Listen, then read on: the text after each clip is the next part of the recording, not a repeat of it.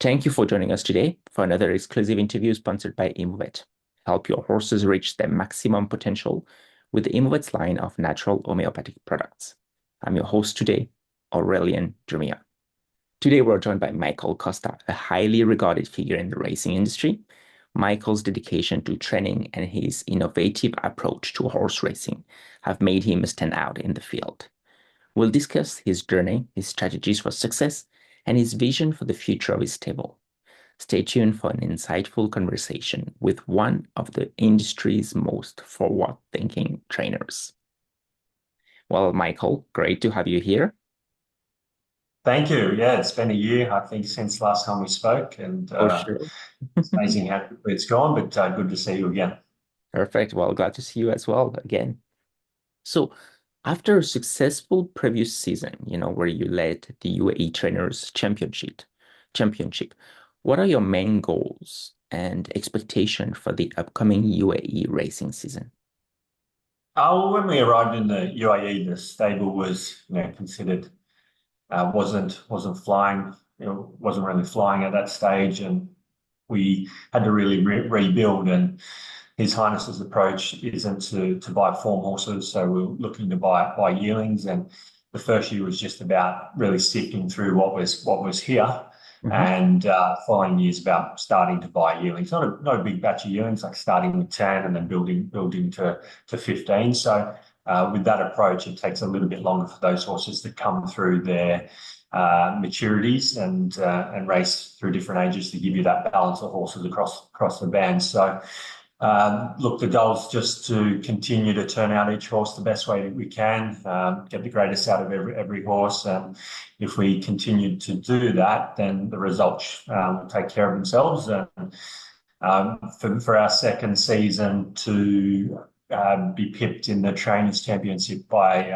one win and having half the amount of the runners as some of the biggest stables, it was a good achievement. But now we've had a little sniff that we'd love to go that one better. Excellent.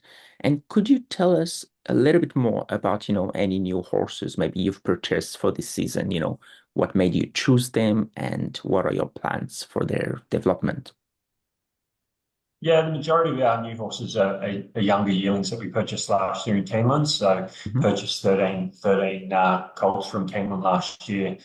And then we had three breeze up purchases through the year as well. So predominantly they're all dirt horses, younger horses, dirt pedigrees. We just look for athletic types. We'd love to get the better stallions, but those better stallions come with quite a hefty price tag if you're picking the Was physicals. And so we focus on the physicals, and that's been a recipe for success for our first yearling purchases. We've purchased relatively cheap, averages 100 to 150,000 from Keeneland, and our first purchases turned out to be extremely good.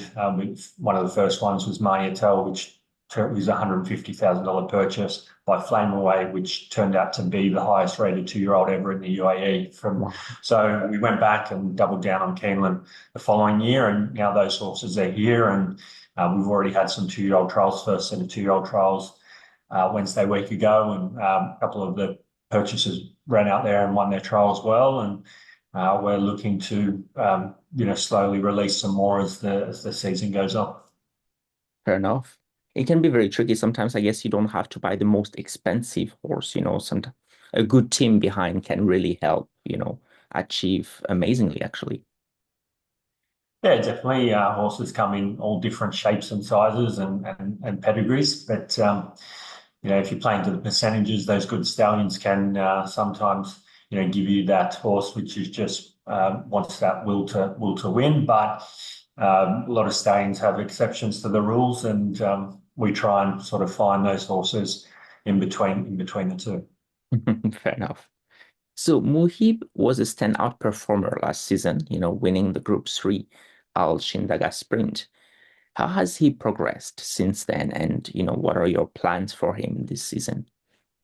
The original plan last year was for him to start off over the sprint and head to the mile on the big night.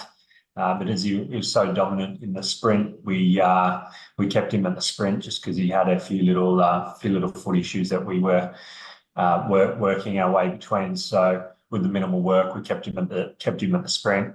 He unfortunately drew wide on the big night, and it was very difficult for, especially in the sprint races, for horses, caught wide or not in a prominent position to make ground. So I think this year, all going well, he'll look to kick off in a similar sprint, and then if he shows up and he's the best Mahid we've seen, we might look at this. I think the Saudi track would definitely suit him because he's not a horse which can get up on the speed in those sprint races. But if that doesn't pan out, definitely look to stretch him out to the mile on the big night. Perfect. Very good. You mentioned as well that last season, that the Dubai Golden Shaheen was a target for Mohib. Is that still the case? And how do you plan to prepare him for the 2025 Dubai Golden Shaheen Challenge? I'd say that, yeah, as I said, I think the mile race would probably be more up his alley this year, unless he goes to Saudi. And all going well, we've got some nice younger sprinters coming through, which can hopefully take the mantelpiece, like Mayatel, the 2-year-old I mentioned. He's done really well over the summer, and if he comes back, which if he runs up to his looks this year, then he could be a horse which potentially goes to the Golden Shade. Wow, that would be quite impressive indeed. Bilhail showed promise, in on the turf last season. How do you see him developing, and are there any specific turf races you're targeting for him?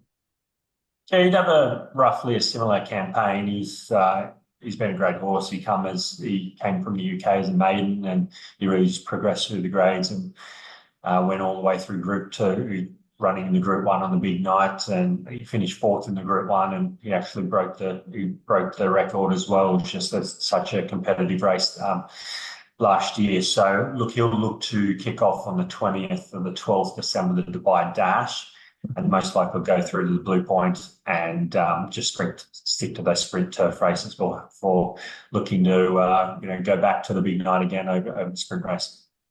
Perfect.